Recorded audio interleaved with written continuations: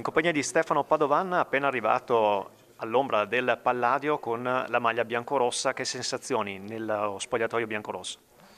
Sono arrivato qui e adesso sono appena arrivato, quindi devo ancora un po' conoscere l'ambiente e tutto, però credo ci sia un bello spogliatoio da come me ne hanno parlato e sono venuto qui per fare bene, per cercare di giocare e niente, vediamo cosa succede, dai. In particolare trovi altri compagni che hanno fatto un po' di carriera con te nella primavera della Juve e qualcun altro ti ha parlato bene anche a Pescara. Ci puoi ricordare chi? Sì, io ho fatto la primavera con Corticchia e poi conoscevo anche già Delia che giocava nella primavera, però lui è più grande di me.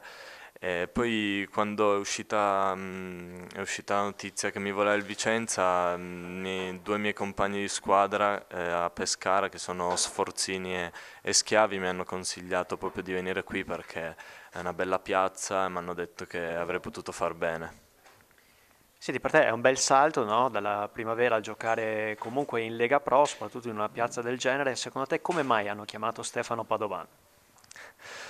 Ma è un bel salto, sì, perché comunque ho notato già con la Serie B che dalle giovanili al professionismo, al calcio vero, diciamo, c'è un abisso.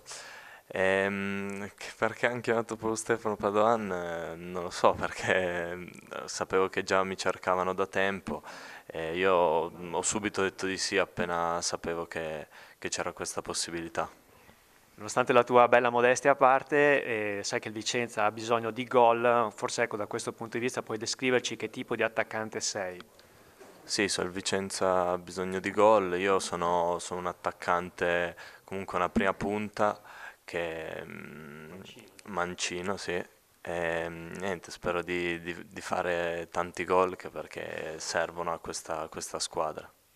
Nel 4-2-3-1 o 4-4-2 di Lopez, quale modulo preferiresti o con quale diciamo, tipo di attaccante ti piacerebbe avere a fianco?